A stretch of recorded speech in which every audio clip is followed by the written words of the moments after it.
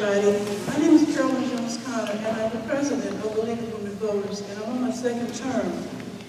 The League does many things, but first and foremost, I want to say that the League is nonpartisan. We do not support or we don't oppose any. Can you hear me better now? Thank you. I'm Carolyn Jones-Connor, and my name is.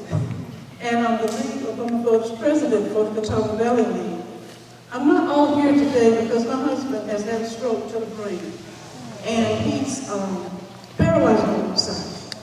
And I've got to leave here and go to Charlotte Medical Center, so I want you to keep me in your prayers as I try to get through this, because those of you who know me, I'm a very powerful speaker, and I'm passionate about what I do, but I'm really burdened now. But as I said before, our league is not.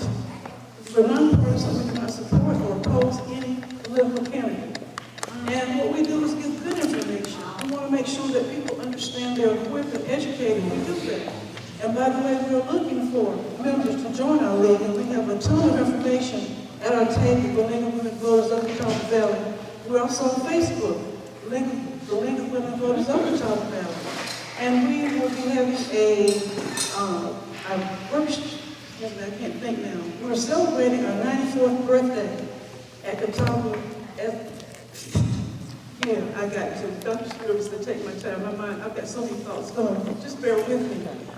Our league is celebrating our 94th birthday at Patrick Beaver Memorial Library on Saturday the 15th of this month at 1:30. We have a dynamic speaker that's going to be there. She's an attorney.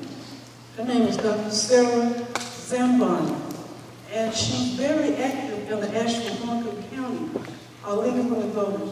But what we intend to do is give you some information on voter suppression. And I'm going to try that, and I'm sure Dr. Spearman will get me on out of here. I can't talk long, but voter suppression, we already know what suppression means. It means to shut down, push away, keep from. And that's what people do when they suppress us. They don't want us to get the information. They don't want us to vote, because a vote is powerful. And it doesn't take but one vote to make a difference. Now, what I want to do is, because of suppression, we are oppressed. Amen. And when you become oppressed, you can't do anything. Baby Jesus. We can't do anything when you are suppressed and repressed.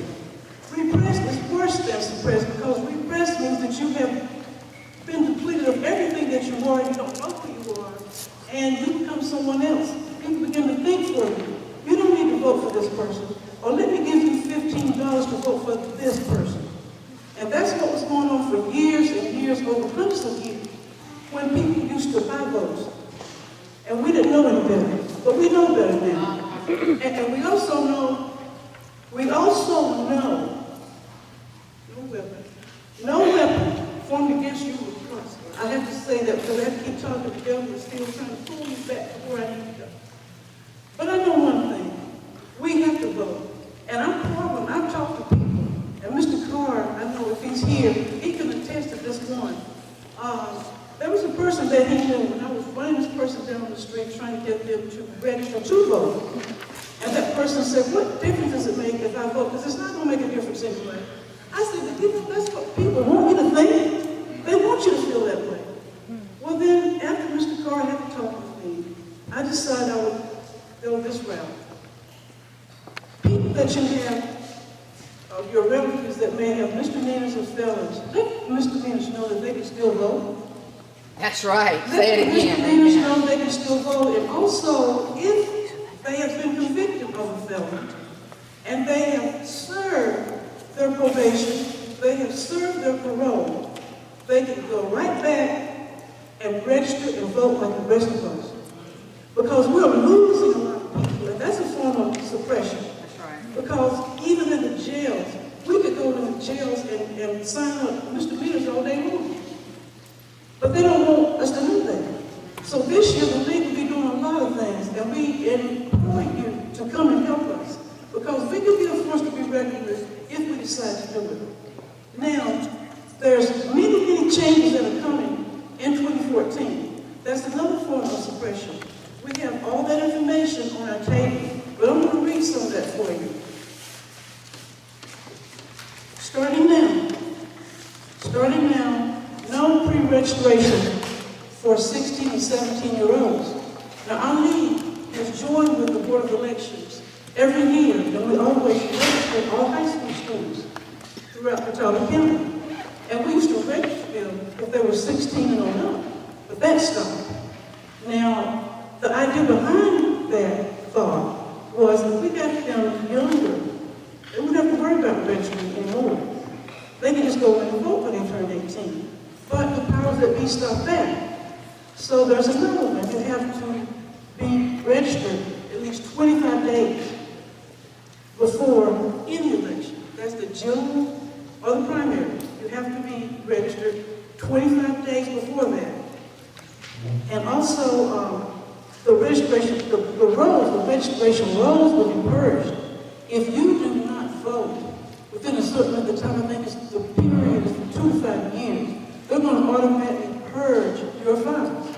So if you think that you're still there and you haven't actively voted, what's going to happen is you're going to get to the polls on that day and you cannot vote. That's going to be a wasted energy. But then again, that is the gist, that's the idea of the suppressor, to old-fashioned to the point that you don't want to vote.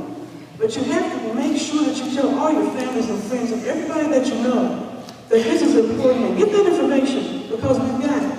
And also, if you need additional information, we're on Facebook. I said it before. League, not League, but League of Women Voters of Catawba Valley. We're on Facebook. Get on there. Ask any questions that you want. I'll be happy to answer because I'm scanning it all day long, all the time. Now, starting in 2014, there's a new twist. No paid registration drives. I didn't know that we were paid to do registration drives, but I guess that's what they said because the league has been registering people for hundreds of years. And we register all the time, and we don't get paid for it. And we don't expect to get paid for it. That's just a do. But there's another one. No same day registration. So you can't register and you can't vote at the same time. So again, it's coming on down the pipe, people. No straight party voting. Why? Because if you want to get all the Democrats and all the Republicans, you vote one time and everybody's there, but now they want you to stop and think. How many of you know your candidates? How many of you know about your candidates? So it's still going. Now we've got no out of precinct voting. Well, the confusion comes when most people go to Highland or Newton Library. They don't know where their precincts are. And then they tell you on the day that you're going to vote. You can't vote here. You got to go somewhere else. And by the time they find their precinct, it could be closed. It may be closed. So education is power.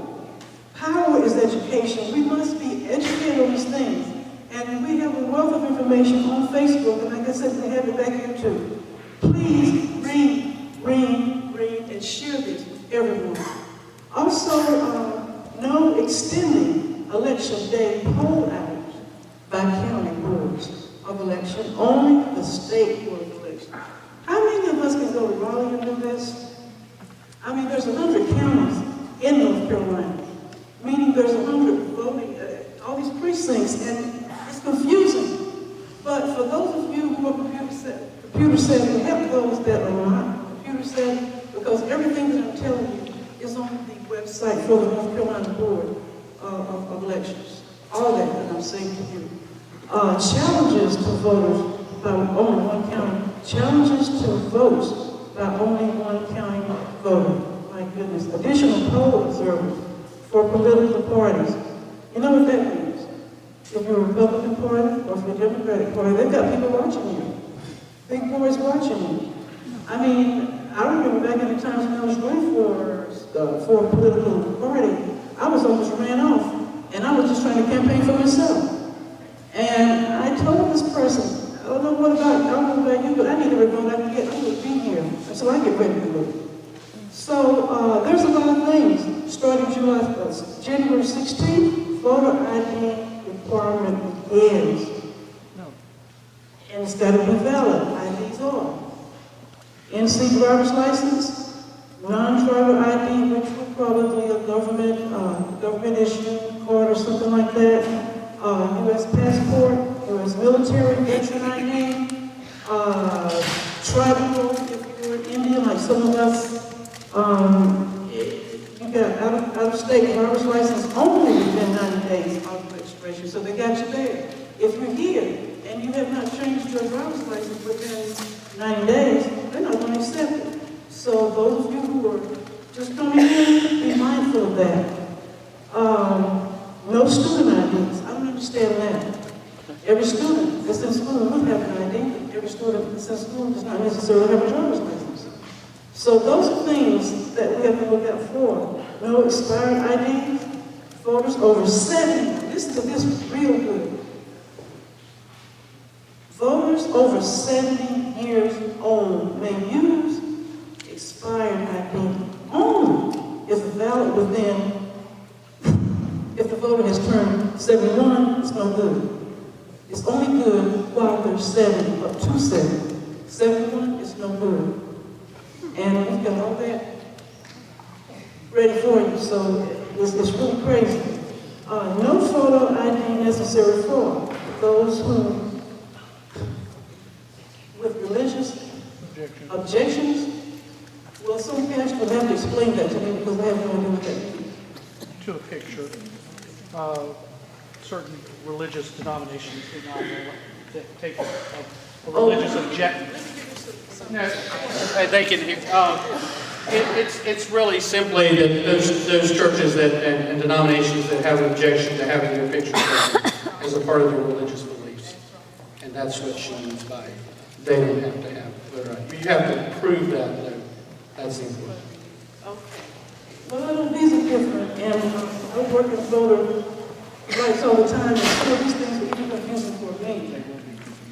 And those outside voters, victims of natural disaster within 60 days of election, those who are exempt must all still show some form, some proof of identity and residency. Some of those people that were lost in the floods, it took almost a year to get that information, let alone for them to get a permanent address and get settled somewhere. So you see where the oppression and suppression is coming from? It's crazy. So I would say to you, if you have people that are elderly, that are living in rest homes and places like that, you can beat this, but you have to be a relative. Use this state absentee ballot. Use it like you've never used it before. Because before, they wouldn't allow us to do that, but now they do. So you can make as many copies of these as you want. And what you want to do is go into the rest homes, go into all these places where you've got relatives. We can't do it. If we did, we'd be on it already.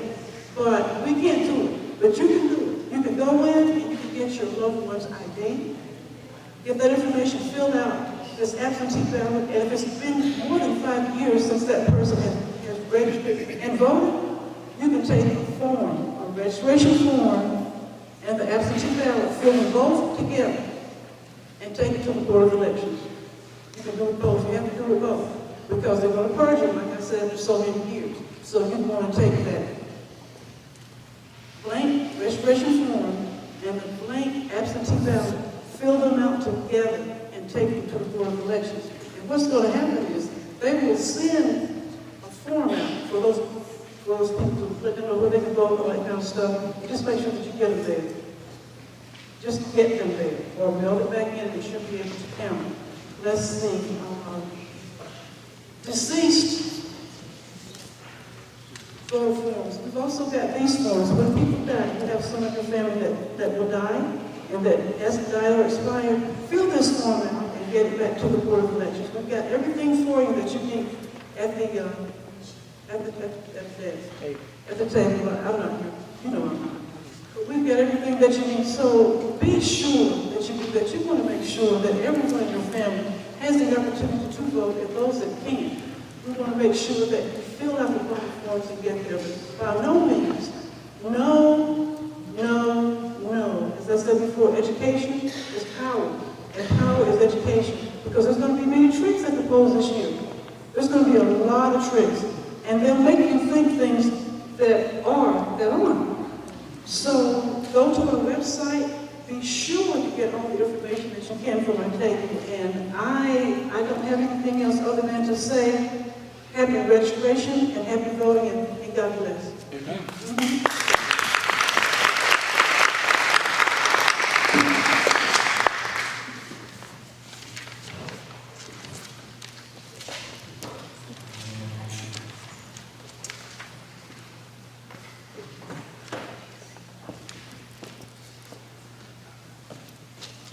One second, Carolyn. I understand that you have, Carolyn, I understand that you have to leave, but is there a question, and we're going to kind of step out of it, that you have that would be directed only to Carolyn? It would be done. Go ahead, darling.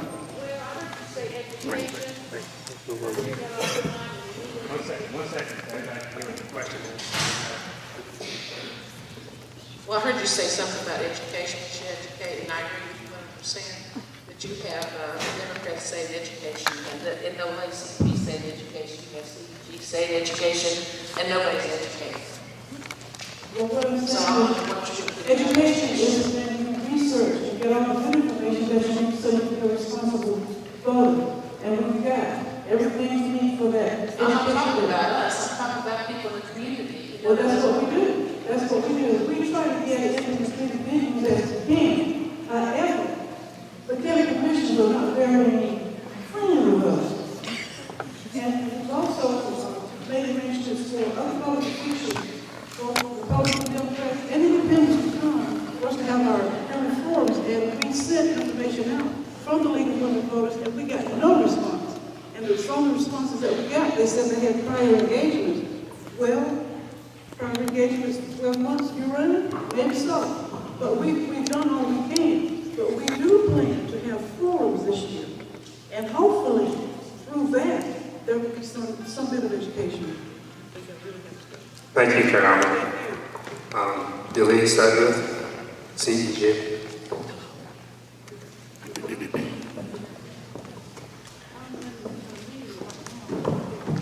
First, good afternoon. Maybe a little bit. I'm trying to get through this thing. Adam Lee. Good afternoon. He must be gone after he got me wound up. My name is Billy Sutherland, Citizens for Equity and Government. We are a grassroots organization. We believe in ensuring representation and also participation in the establishment of public policy. That's what we're doing now. After I heard Adam say a campaign, I knew I was going to have to make some changes because we are very much aware that our voting rights have been violated. You know, everyone's aware of that. Another thing too is we believe that our voting rights have been abridged, especially in Catawba County and in most parts of western North Carolina, except for the Asheville, North Carolina county commissions. We have found that voting processes have been put in place. That's why I'm not going to deal with any self-condemnation. Voting processes have been put in place that basically destroy our right to vote. And in this area here in Hickory, Catawba County, they use the at-large system. We know that we cannot get a person elected in the city of Hickory using the at-large, what we call the blend system.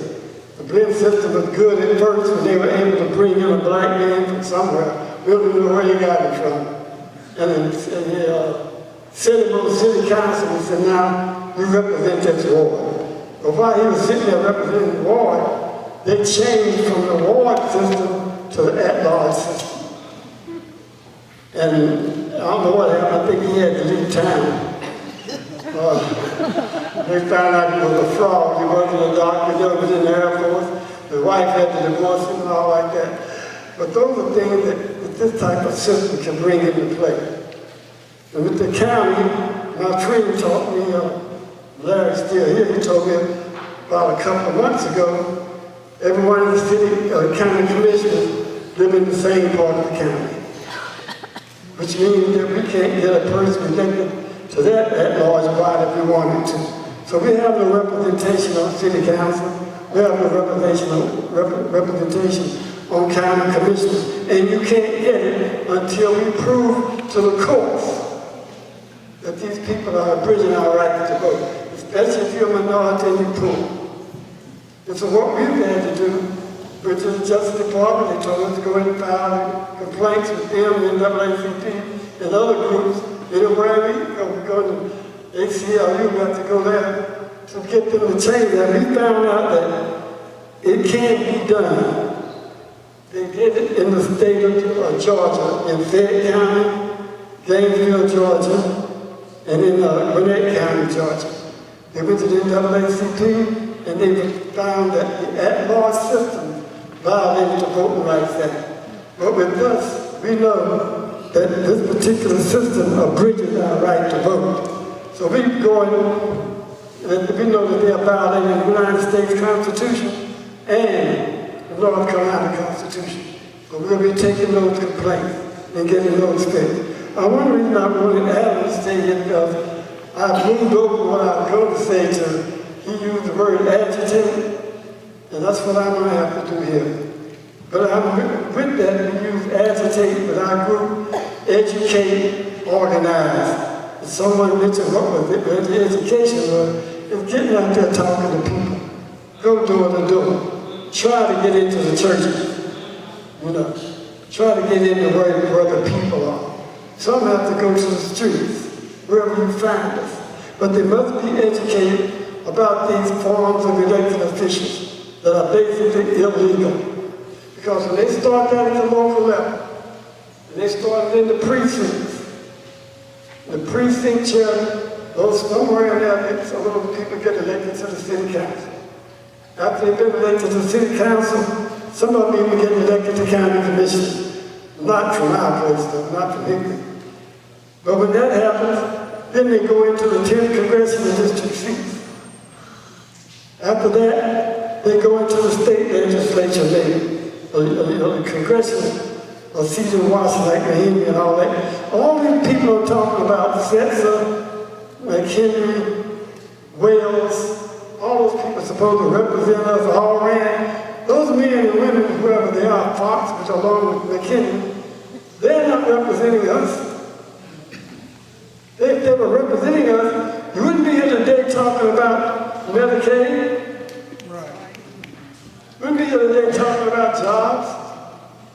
We've been here to talk about Obama. We think it's not us that's doing that. It's the people who get elected to those offices from those bogus electoral processes that we use in our area to get them into those offices. That's how they get that.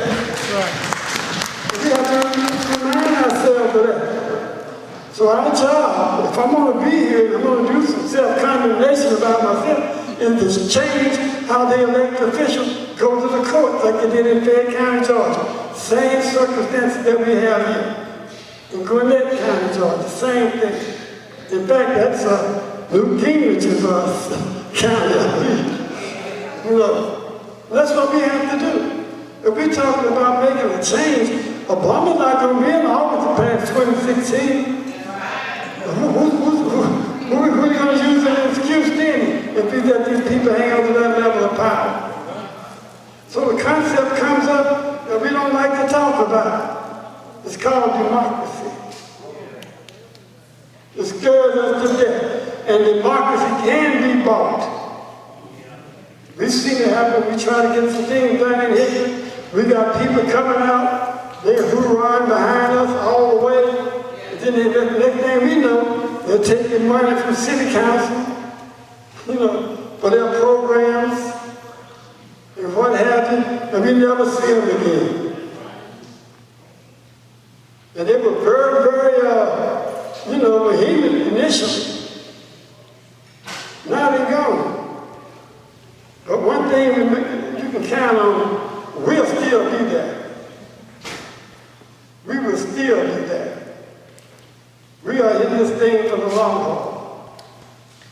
we're committed to that. That's what the CEG is committed itself to help in the establishment of public policy. But we have to move and get your help in changing how these people elect officials. We have to get into the pure water systems. We have to get into districts in the county. I went down and talked to someone told me, why don't you go down and talk to the county, who's that, the county boss? Tom Lundy. Tom Monday. I've been down there and talked to Tom Monday. You think Tom Monday gave me anything to move on? As far as changing the way they elect those county commissioners? He was trying to tell me all the good programs they were doing, and I'm trying to tell him we didn't have any voice in any of that. They had good programs during slavery.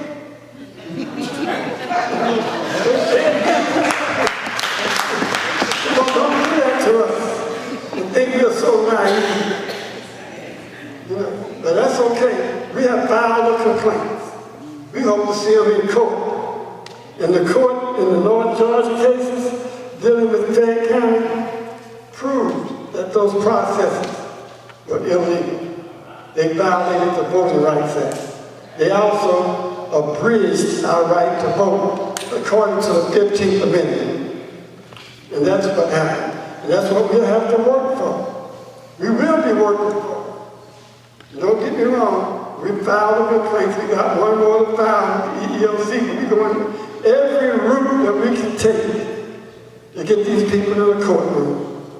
You know and I know, for all the changes that have been made in this country since 1954 have been made in the courtroom.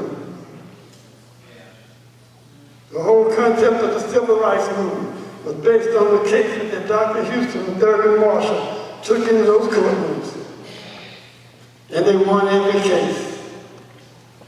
So we have to go back to that. That's one reason I wanted to tell Adam I changed my stuff a little bit.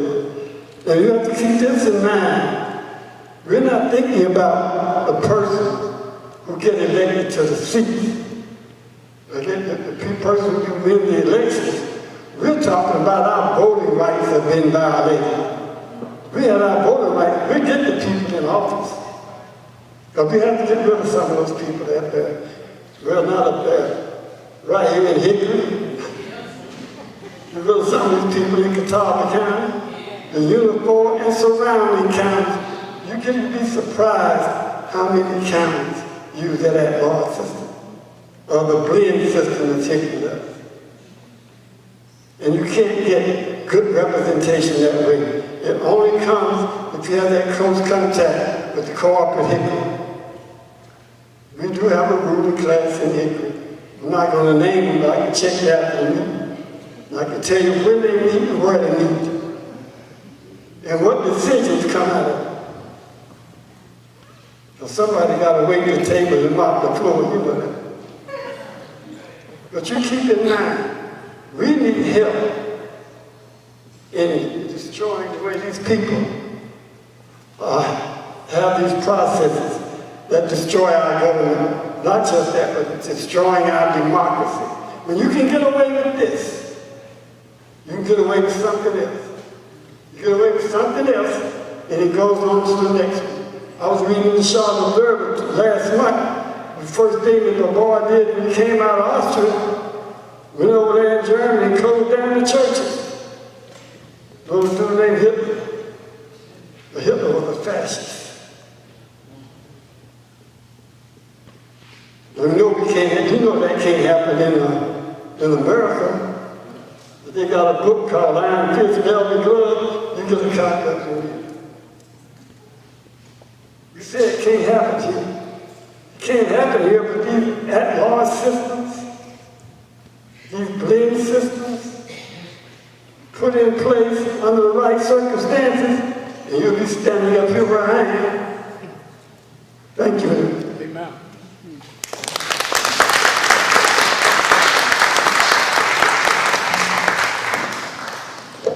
Reverend Spam. I'm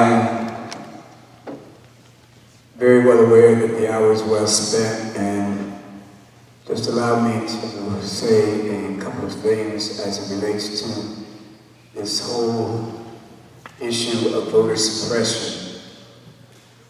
One thing that many of you may be aware of, and if not, I want to make you aware of, is the fact that there have been a number of attempts to usher in an avalanche of bills that are directly related to voter suppression. And many of them lay dormant in the General Assembly here in the state of North Carolina until June 25th, when 2013, when the Supreme Court of the United States came out with the decision that they had made with regard to the Voting Rights Act. And that was to deny or to say that one of the sections was unconstitutional. And less than, or it was 30 days to the day that one of the bills, House Bill 589, came out of dormancy and was introduced as one of the monster bills dealing with voter suppression.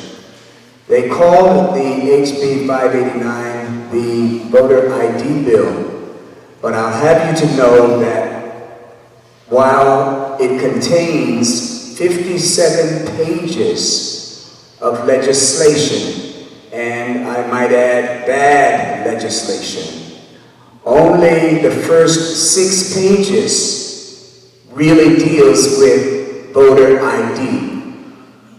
And so the question may be, well, what's in the other 51 pages? And I say to you, suppression, suppression, suppression. And as Mr. Sutter just got finished saying, the attempt is to abridge our right to vote, which is a direct violation of the 15th Amendment of the United States of America. The definition of to abridge is to deny, to deprive, to shorten by omission, or to reduce or lessen in duration. Those of you who have not gotten one of these handouts, get yourselves one, because it identifies the very things that Miss Carolyn Coleman or Connor lined out inside, right in the center of the pamphlet. Now is the time to make real the democracy, the promise of democracy. I was and am among the group who have filed a complaint within 24 hours of the General Assembly passing House Bill 589. The North Carolina NAACP, along with some individuals and some organizations, of which Clinton Tabernacle African Methodist Episcopal Zion Church is one of the plaintiffs. We are doing all that we can to fight back this legislation. One thing I want to say to us as we move forward is to remember that some of this legislation will become effective in 2016. The reason I say that to us is for this reason. Many people are now beginning to react and say that the best thing that we can begin doing is getting people their identification now.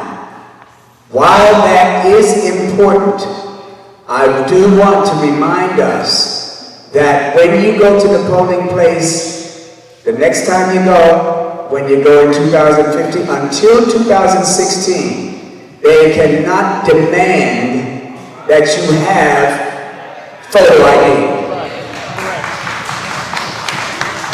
And so please pass the word to those people who may not know that when you go to the polling place and they demand that you have a photo ID and turn you away, that is illegal.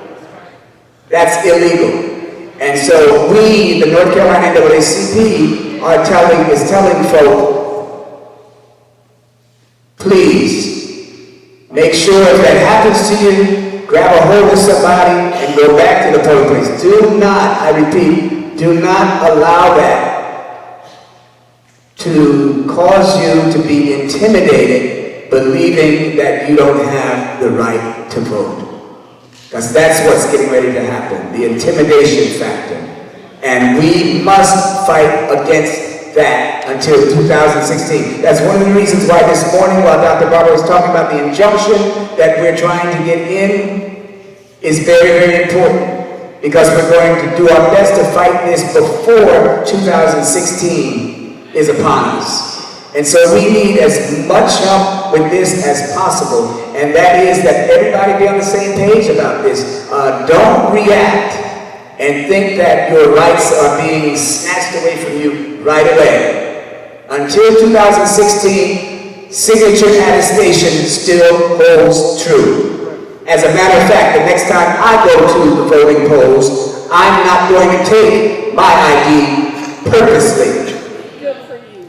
I'm going to step up there and dare them to ask me for a picture ID.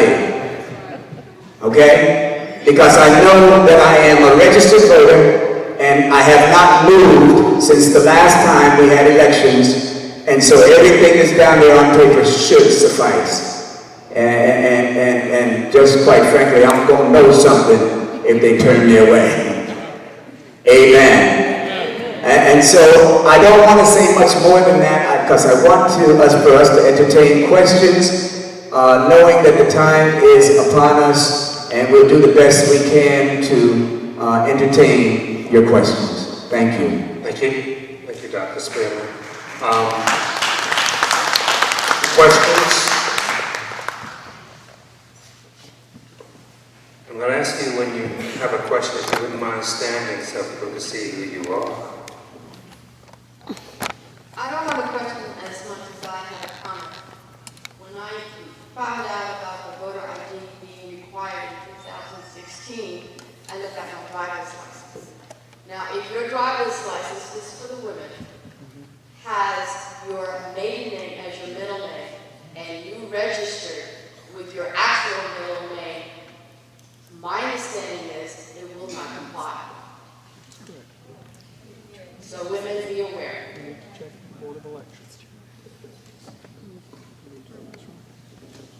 Thank you.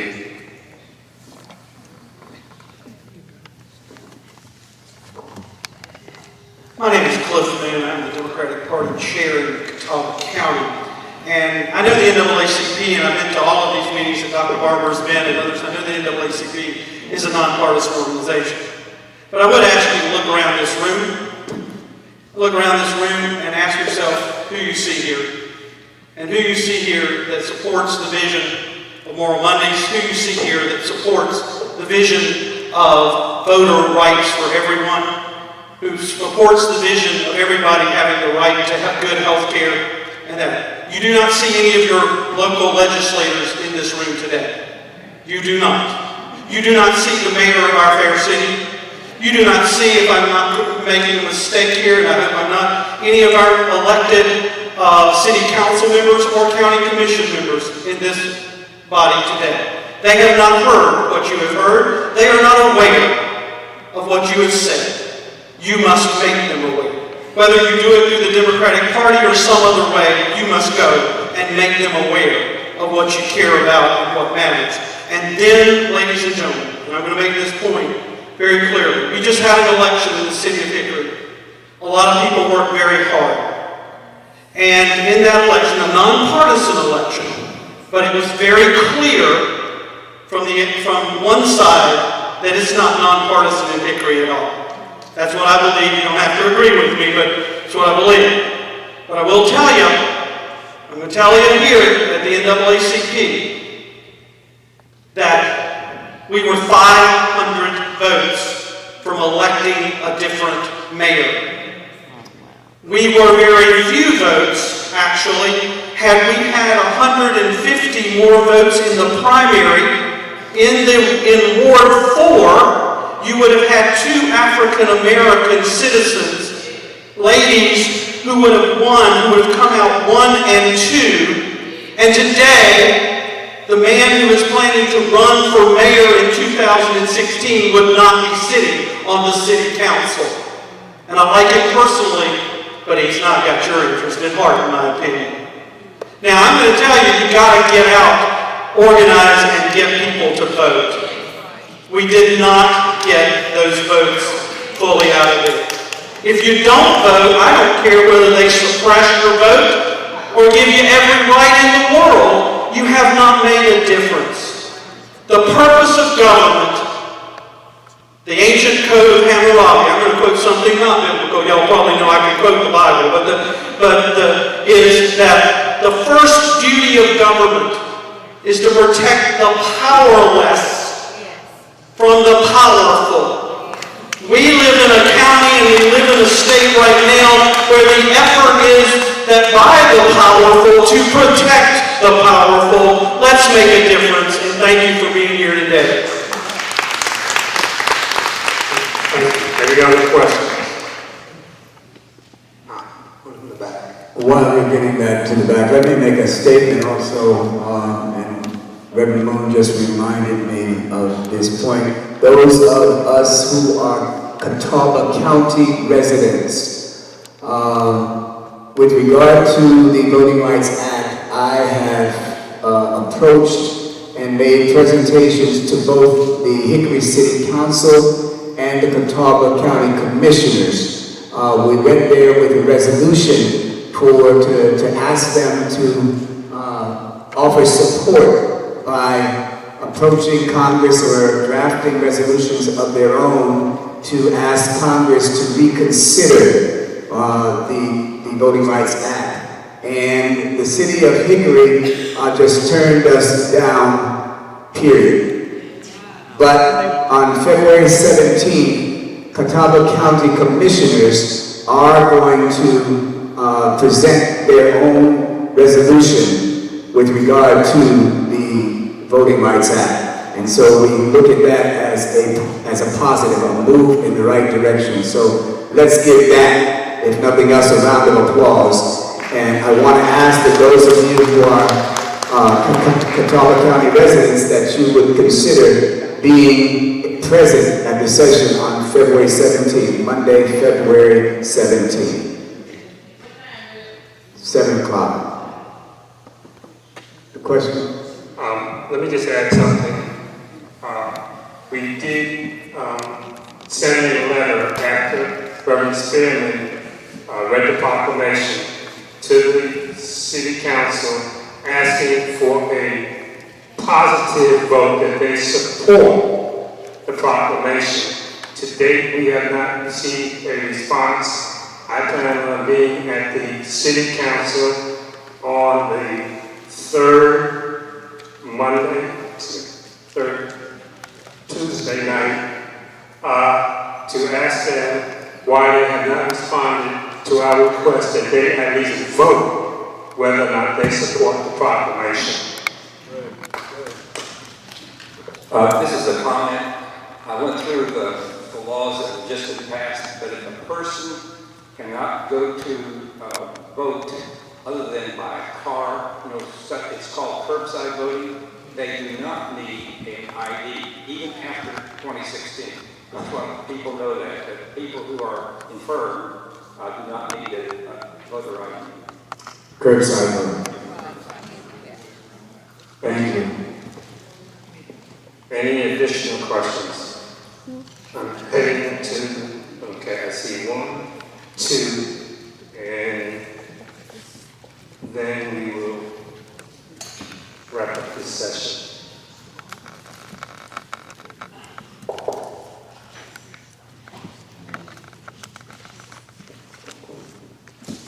I would like to ask Mr. Sutherland, if you could just tell those of us who are interested in working with CEG, since it is an organization that uses a lot of volunteers. But what we are trying to do, when you meet and where. Okay, we will meet Wednesday night at 5:30 at the Richmond Library. And 2 weeks from that night, we'll meet at Richmond Library again at 5 o'clock. I'm sorry, 5:30. That's where we'll meet, and after that, we'll announce where our next meetings will be. But we'll be at the Richmond Library on the 5th of the month, which will be Wednesday, and we'll tell you where we'll be going. We'll be at the Richmond Library 2 weeks from then we'll tell you where we meet. And most of our meetings are basically just educational right now, because we're going to have to get the word out that we need a democratic process of electing officials. And we have to show how we can get that done. And you can get reports back on some of the complaints that we have. My question is, if a person is a new resident to the city of Hickory, Catawba County, would it be a value for them to go ahead and change their voter registration immediately? Or is there a limited time period in which they can do this? Are you moving into Catawba County from another county in North Carolina? I'm already a resident, but I was asking for somebody else that asked me that question. I'm not sure I'm clear. A person that I know wants to move to Catawba County, but they're moving from like Mecklenburg County and they want to know about changing their voter registration to Catawba County. Well, yes, if they are planning to vote in Catawba County, if they would be eligible to go back to Mecklenburg County to vote. But if they're going to be residents of Catawba County, they need to go ahead and change their voter their address when they move here, so that they can vote right here in the location that they're in. All right, thank you very much. 25 days before.